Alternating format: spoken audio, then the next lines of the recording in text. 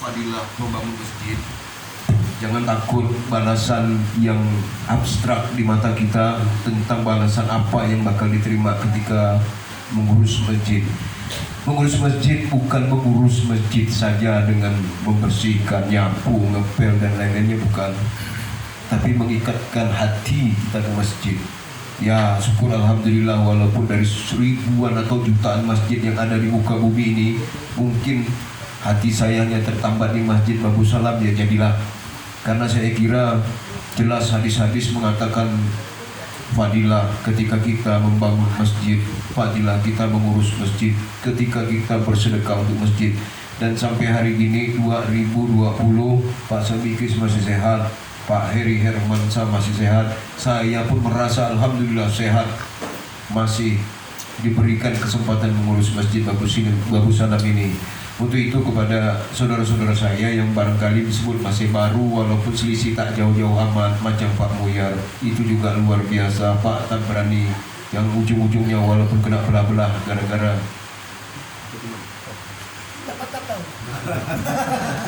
batu ginjal, batu empedu, tapi beliau masih setengahnya pasang badan ketika membangun masjid kita, angkat semen dan seterusnya. Ya Allah, jadi ini luar biasa. Mari kita pelihara amalan-amalan yang sudah kita buat. Hati boleh panas, mulut, kepala boleh panas, hati mulut boleh pekik-pekik dan seterusnya, hati tetap dingin. Niat dimantapkan, tak ada lain dan tak ada bukan kecuali hanya untuk mengurus masjid dengan ikhlas. Ya boleh jadi ada perselisihan paham, ada yang tak senang dan seterusnya, itu pasti. Tapi sekali lagi kita luruskan niat, insya Allah Allah beri balasan yang luar biasa.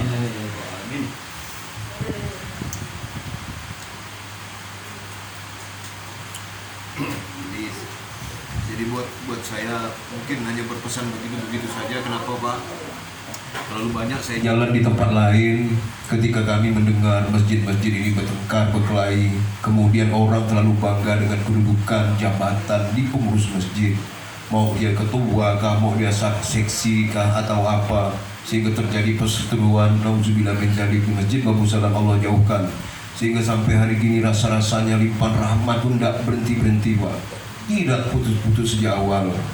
Membangun masjid di Tanah Pasum yang terbaik posisinya, kemudian kita dihadiri oleh orang-orang yang baik pada masa itu. 2003, kemudian 2004 kita mulai lakukan sholat terus.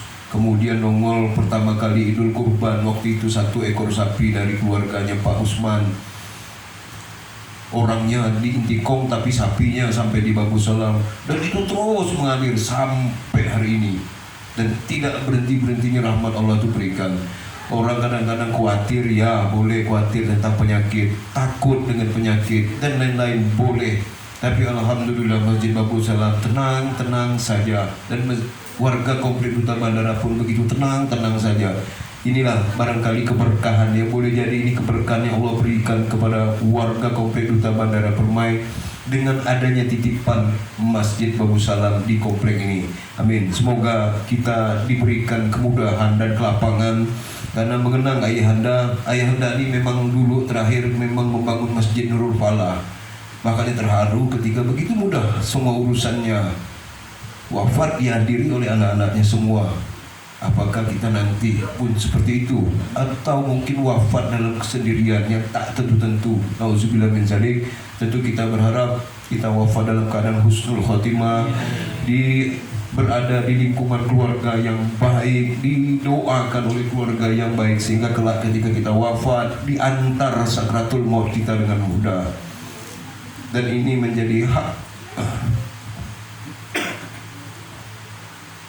hak kita sebagai manusia untuk mendapatkan atau untuk menjadi manusia yang terbaik di bumi ini. Itu hak. Jangan kita balik bahwa kita wajib berbuat baik. Justru berbuat baik itu adalah hak kita untuk berbuat baik. Jadi jangan kita buang hak kita itu. Jadi jangan lagi melanggar kewajiban tak ada, tapi sayang kalau hak yang diberikan Allah itu untuk berbuat baik kita sia-siakan. Saya kira demikian Pak, curhat hati, karena memang dalam setahun ini saya jauh dari masjid ya.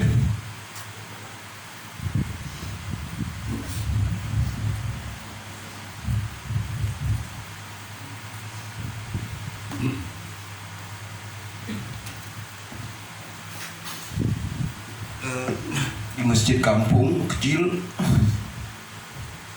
namanya Baitul Bari. Aduh,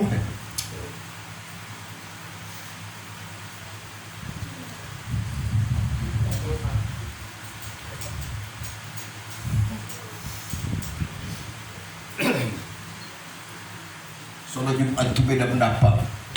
Cuma 15 orang, 20 orang. Takut jadi kita lihat masjid ini.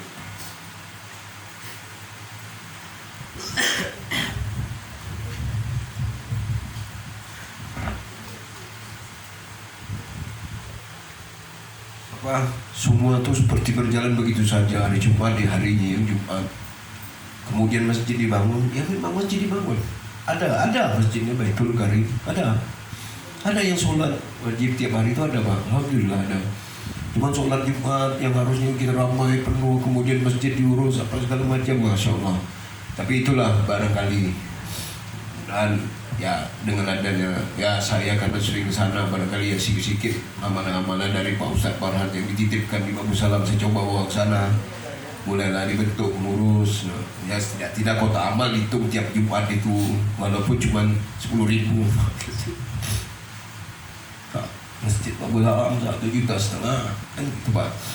Jadi baik Pak, saya kira hanya itu, setengahnya ini curhat karena memang ya ada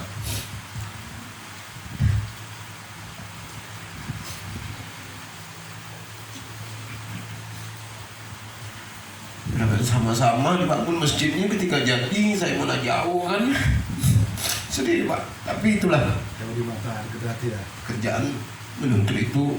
Mudah-mudahan semuanya berjalan lancar. Saya akhiri, jadi malam Kamis insya Allah kita haul yang kedua tahun Masjid Babu Salam ini dapat dihadiri ya pembacaan salawat-salawat yang kita lakukan, yang biasa kita laksanakan di masjid sementara numpang di halaman orang itu. Jangan-jangan itulah yang diijabah Allah, kita tak tahu. Makanya ketika ada undangan-undangan semacam itu, kita coba untuk motivasi diri kita untuk hadir. Karena biar bagaimanapun pasti ada fadilah, pasti ada balasan atas salawat-salawat atau doa-doa yang kita sampaikan.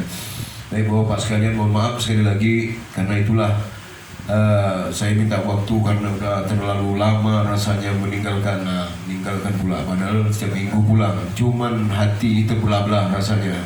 Tapi sekali lagi saya secara pribadi menyampaikan rasa syukur yang sedalam-dalamnya kehadiran Allah kepada Bapak pengurus masjid, saudara-saudara saya yang dari dulu mendampingi kita bersama di sini bangun masjid sampai hari ini. Betul-betul Allah tunjukkan sehat walafiat, diberikan jalan mudah ke Baitul Karim, Baitul Rahmah, Makkah Al-Mukarramah, ke Madinah melihat Masjid Nabawi dan ibadah di sana.